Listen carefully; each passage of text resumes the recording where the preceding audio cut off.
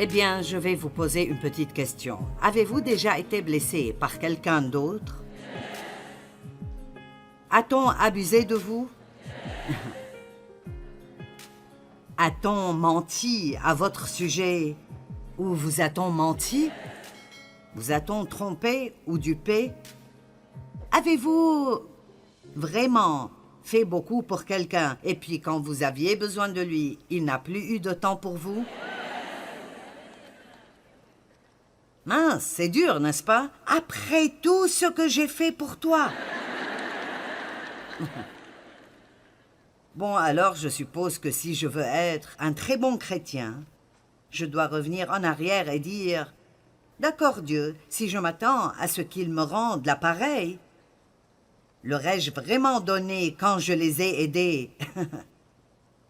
Ou est-ce que j'amassais des points pour qu'ils me doivent quelque chose plus tard? » Vous savez, allons au fond ce soir, d'accord? Ne perdons pas de temps à la surface.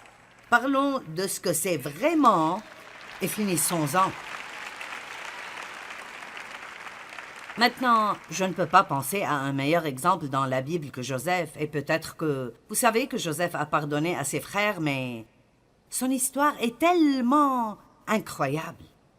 Ses frères étaient jaloux de lui parce qu'il était le bébé de papa, et il avait un manteau spécial avec de jolies couleurs, et il n'aimait pas ça. En plus de cela, il a rêvé qu'il allait être au-dessus de tous et que tous se prosterneraient devant lui. Étant jeune, il était un peu bête et il ne savait pas mieux que de leur raconter son rêve.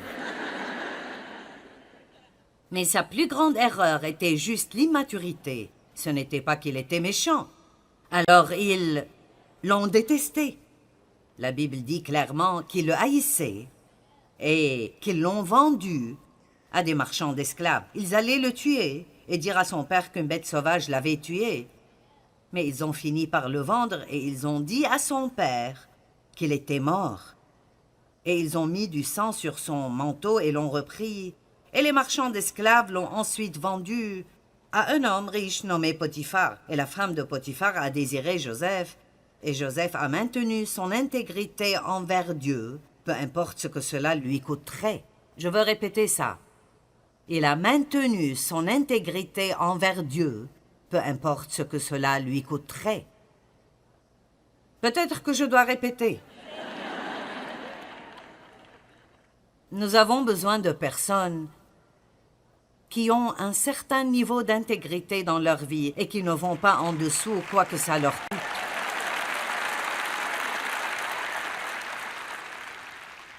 Les compromis dans l'Église et parmi les gens qui disent être chrétiens est en train de totalement ruiner notre réputation, d'être des gens chez qui aller lorsque vous avez besoin d'aide.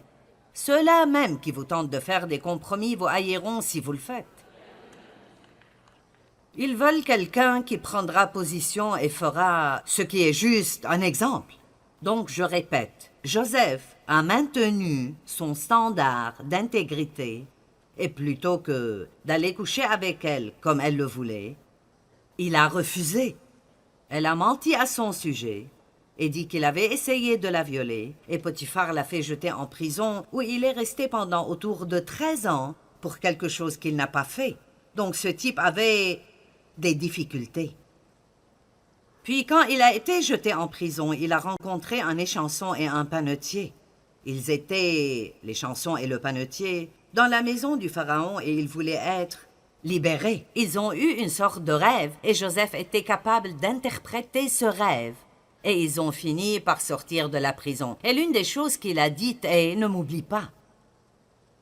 Et quand il fait, ils l'ont oublié et l'ont laissé dans sa prison. Mais finalement, Pharaon a eu un rêve. Joseph était capable de l'interpréter. Et le Pharaon l'a amené chez lui. Et vous connaissez probablement l'histoire de la prison au palais. Il a fini par être le second de Pharaon. Eh bien, il a finalement eu l'occasion de prendre sa revanche contre ses frères. Mais se venger, cela ne faisait pas partie de son ADN. Et alors, il leur a pardonné s'est occupé d'eux pendant le reste de leur vie. Et il a dit quelque chose que nous devons tous réaliser ici ce soir. Il a dit, vous aviez médité de me faire du mal. Dieu l'a changé pour mon bien.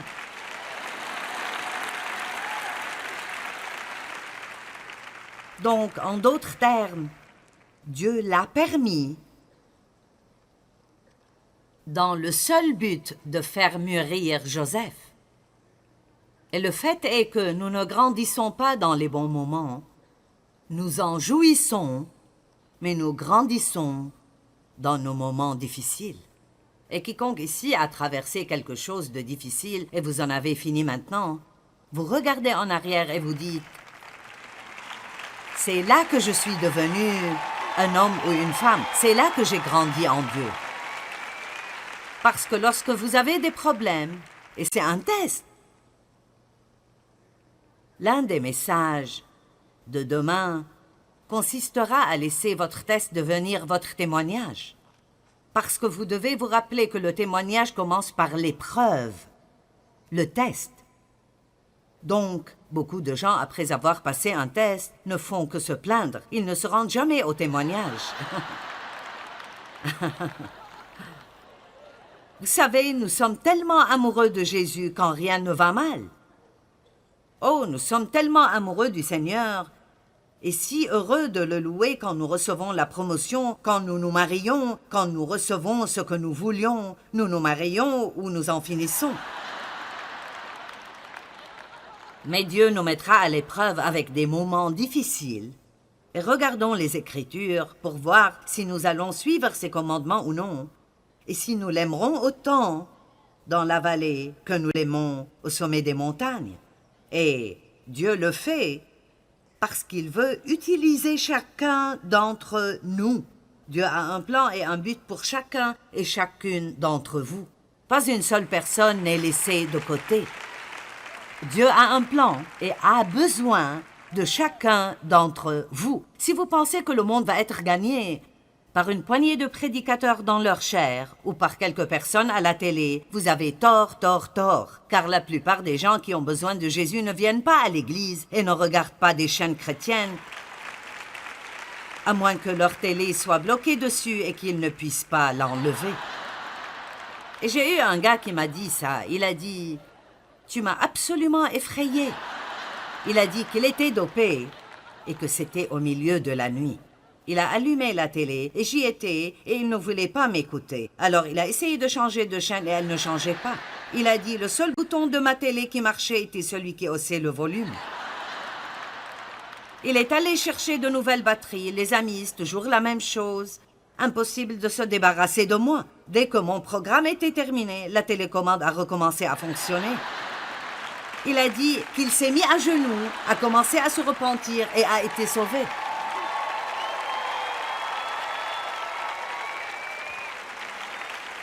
Mais la plupart des personnes qui ont besoin de Christ travaillent autour de vous au travail. Ils sont dans vos quartiers, ils sont dans les magasins où vous allez. Et chaque croyant et chaque croyante sont appelés par Dieu, oui, pour être heureux et vivre pleinement, mais pour faire beaucoup plus que ça, partager avec d'autres personnes ce que Dieu a fait pour vous. Et si vous dites, eh bien, je ne peux pas prêcher, je ne peux pas parler aux gens. Honnêtement, je pense que nous pouvons prêcher beaucoup mieux la bouche fermée.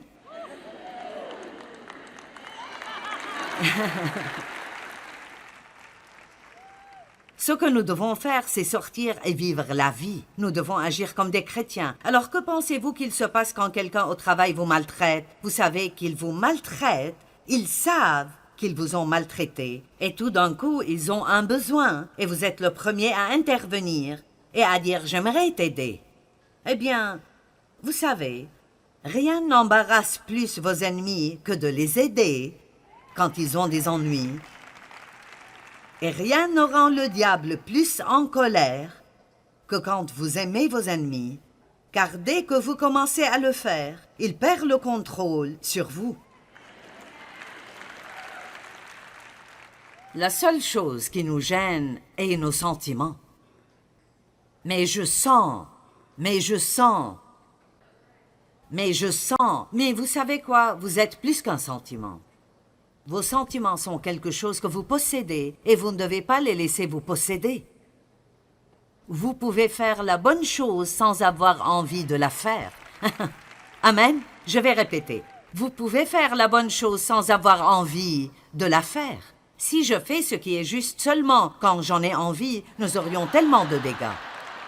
Et vous? Donc, Paul a été blessé plusieurs fois, je veux dire. Il y a quelques écritures ici qui sont étonnantes. 2 Timothée 4, 9 à 17, Paul a dit « Viens au plus tôt vers moi, car Démas m'a abandonné par amour pour les plaisirs du siècle présent et il est parti pour Thessalonique. Crescent est allé en Galatie, Tite en Dalmatie. Eh bien, on dirait que tous ces hommes se dispersaient. Cela m'est arrivé lorsque Dieu m'a appelé à commencer à enseigner la Bible. J'étais dans une église à l'époque qui ne préconisait pas les femmes dans le ministère. Je ne savais pas que c'était mauvais parce que Dieu m'a appelé et je voulais faire ce qu'il voulait que je fasse. Mais mes amis se sont dispersés. Ils sont allés dans toutes les directions et tout à coup, j'étais le sujet des commérages de tout le monde. On nous a demandé de quitter notre église. La famille nous a mis à l'écart. Si vous voulez être utilisé par Dieu, vous feriez mieux de vous préparer à payer le prix, parce que cela n'est pas toujours facile. Vous n'applaudissez pas très fort. Maintenant, vous n'êtes pas sûr de vouloir être utilisé par Dieu. Oh mon Dieu, utilise-moi tant que c'est confortable et que je me sens bien. Il a dit, Luc seul est avec moi. Amène Marc avec toi car il m'est utile pour le ministère. J'ai envoyé Tychik à Éphèse. Quand tu viendras, apporte le manteau que j'ai laissé à Troas chez Carpus et les livres, surtout les parchemins. Alexandre, le forgeron, m'a fait beaucoup de mal. Et écoutez ça. Mais ce n'est pas mon problème, car le Seigneur lui rendra selon ses œuvres. Maintenant là, quelle liberté! Je veux dire, ce type m'a vraiment maltraité, mais je ne m'en inquiète pas. Je ne vais même pas y penser. Je vais juste prier pour lui, remettre ça à Dieu. Dieu s'occupera de lui. Dieu s'en occupera. Il a dit, garde-toi aussi de lui, car il s'est fortement opposé à nos paroles. Dans ma première défense, personne ne m'a assisté ni m'a soutenu comme défenseur, mais tous m'ont abandonné. Maintenant, écoutez, que cela ne leur soit point imputé. Quel genre de chrétienté est ceci comparé à ce que nous avons aujourd'hui? Je veux dire, je peux prêcher ce message à n'importe quel endroit où je veux aller, n'importe quelle église, quelle que soit sa taille. Et à la fin, je peux demander aux gens de se lever, s'ils ont besoin de prière, pour pardonner à quelqu'un, et je n'ai jamais eu moins de 80% des gens qui se lèvent. Jamais en 42 ans de ministère. Je vais vous tester, et on verra si vous êtes honnête. Mais vous savez quoi? Cela me fait peur et ça m'inquiète. Parce que Dieu dit que nous ne sommes puissants que lorsque nous sommes unis et que nous ne devons même pas laisser le soleil se coucher sur notre colère parce que cela donne au diable une porte d'entrée dans nos vies. C'est pourquoi j'appelle ce livre « Fais-toi une faveur et pardonne ». Vous pensez que vous faites quelque chose pour vos ennemis, vous ne faites rien pour eux, ils ne s'en soucient même pas. Mais quand vous leur pardonnez et vous commencez à prier pour eux, alors Dieu peut leur révéler la vérité et ils peuvent venir à un endroit de repentance et peut-être qu'ils pourront être sauvés au lieu d'être perdus, ce qui est notre travail, comme les petits assistants de Dieu. Je reviens au verset 16. Dans ma première défense, personne ne m'a assisté comme défenseur ni m'a soutenu, mais tous m'ont abandonné. Que cela ne leur soit point imputé, mais le Seigneur m'a assisté. Tout le monde l'a abandonné, mais Dieu ne nous abandonne jamais. Dieu ne nous abandonne jamais. Je ne vais pas rester en colère contre un tas de gens et essayer d'avoir une relation intime avec Dieu et attendre la faveur de Dieu dans ma vie. Ça ne marche pas comme ça. Quand Dieu dit de faire quelque chose, il l'entend. Et tout ce que Dieu nous dit de faire est pour notre bien. Ce n'est pas pour lui, c'est pour nous. Donc si Dieu dit de donner 10% de vos gains, il n'en a pas besoin, c'est pour nous. Il y a un secret ici, pour nous, quelque chose qui va nous aider. Quand il dit « Pardonnez à vos ennemis, peu importe combien ils vous ont maltraités, et priez pour eux, et bénissez-les », il veut que nous fassions cela. Et quand on ne le fait pas, on se fait mal. Et quand nous le faisons, alors nous pouvons voir la faveur de Dieu sur notre vie, et la récompense qu'il apporte l'emportera de loin sur ce que la personne nous a fait.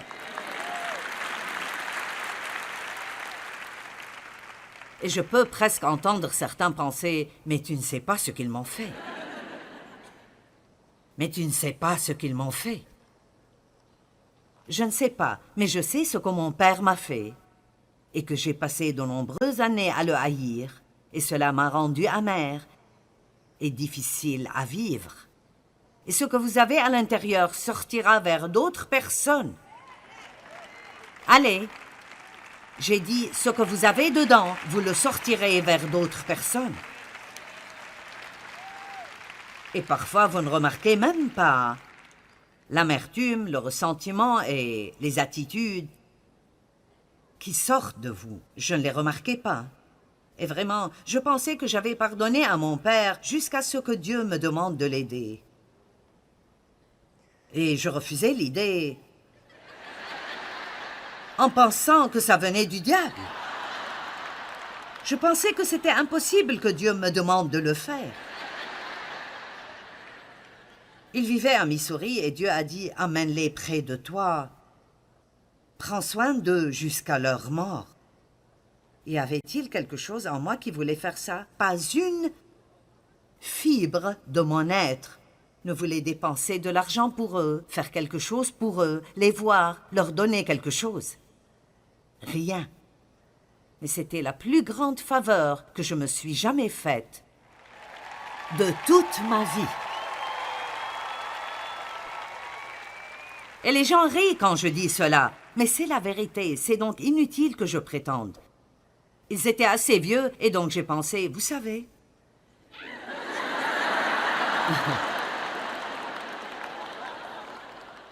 Vous pouvez faire n'importe quoi pendant quelques années.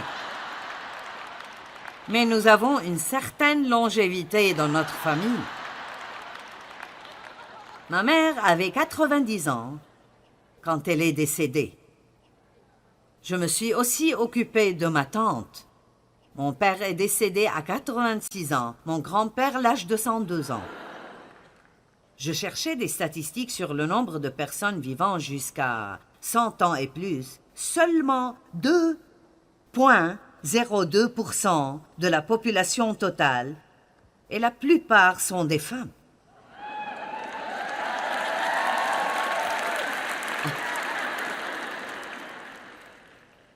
Et il est dit que les deux choses qui font que vous viviez longtemps sont si vous êtes une femme et si vous avez la longévité dans votre lignée. Donc, je serai là pour un temps.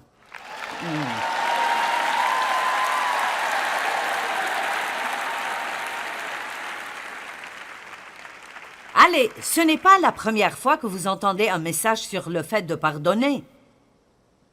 Vous avez probablement entendu aussi longtemps que vous avez été à l'église. Vous entendez sûrement au moins 1 ou 2 par an.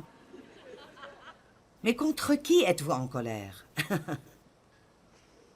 Contre qui êtes-vous toujours offensé? Un peu d'amertume.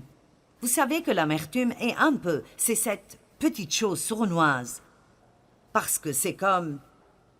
Eh bien, je lui ai pardonné. Nous pensons que si nous disons officiellement la prière « Je te pardonne », allez, vous savez de quoi je parle. C'est comme « Bon Seigneur, je lui pardonne ». Eh bien, j'ai écrit un petit test ici. Pensez-vous avoir pardonné à quelqu'un? Eh bien, que ressentez-vous lorsque vous entendez que quelqu'un a été béni? Ou lorsque vous entendez quelqu'un dire du bien de cette personne? Oh, je te le dis, c'est vraiment un bon gars. Et vous dites, Eh bien... peut-être pas tellement. Allez. Je vous le dis, quand Dieu commence à vous faire creuser plus profondément, ça peut vous mettre vraiment mal à l'aise. C'est comme, d'accord Joyce, tu penses que tu as pardonné? Alors pourquoi évites-tu cette personne à chaque fois que tu la vois? Pourquoi es-tu mal à l'aise à chaque fois que tu entends qu'il lui arrive quelque chose de bien?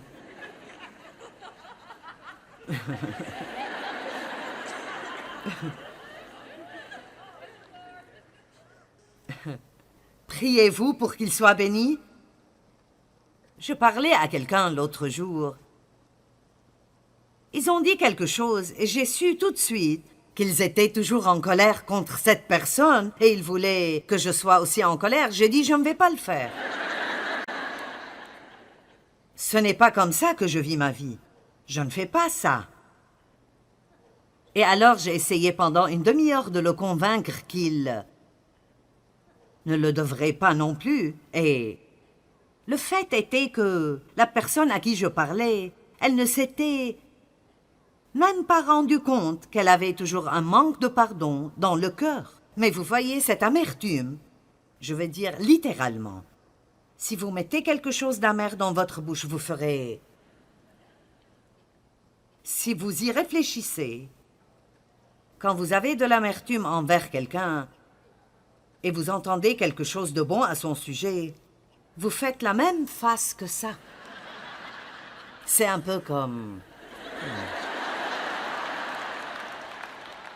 Allez, vous vous lécherez même les lèvres un peu comme... Je parie que vous pouvez tous le faire. Mais je t'aime avec l'amour du Seigneur. Oh, je ne peux pas supporter ça. Je me souviens que le pasteur nous a fait faire cela souvent. Les pasteurs incitent les gens à faire des choses qu'ils ne voudraient pas faire eux-mêmes.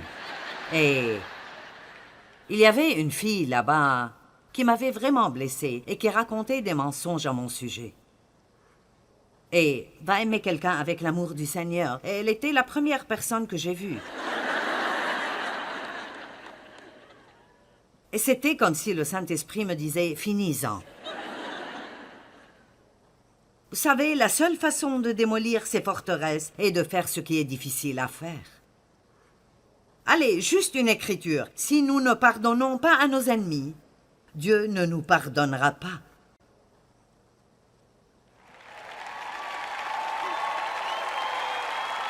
C'est le concept biblique le plus simple. Pardonne-nous nos ennemis comme nous avons pardonné. Pardonne-nous nos péchés comme nous avons pardonné à ceux qui nous ont offensés. Dans Matthieu 6, il dit que si vous ne pardonnez pas, votre Père au ciel ne vous pardonnera pas non plus. Eh bien, si Dieu ne vous pardonne pas, ça coupe notre relation et ça gâche tout dans notre vie. Et je vous dis la vérité, j'ai vécu pendant beaucoup d'années et j'ai passé beaucoup de temps en colère contre quelque chose. Vous pouvez être fâché tout le temps à propos de quelque chose si vous ne faites pas attention, mais ne perdez plus votre temps. J'aimerais que, après cette conférence, vous disiez « J'ai compris, c'est cela ». Je ne vais pas perdre un jour de plus de ma vie en colère contre quiconque.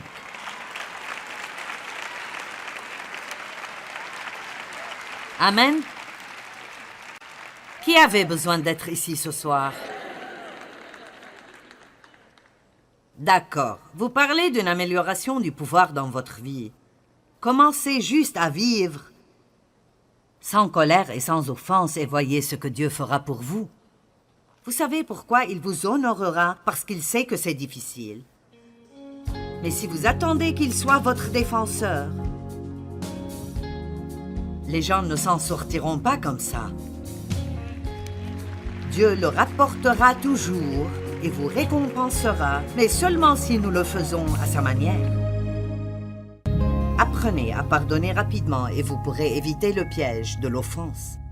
Nous devons pardonner à nos ennemis et prier pour eux. Cela ne les change pas seulement, mais cela nous change vraiment. Quand on pardonne aux gens, alors Dieu peut s'occuper d'eux. Nous ne pouvons pas les faire se comporter différemment, mais Dieu peut le faire.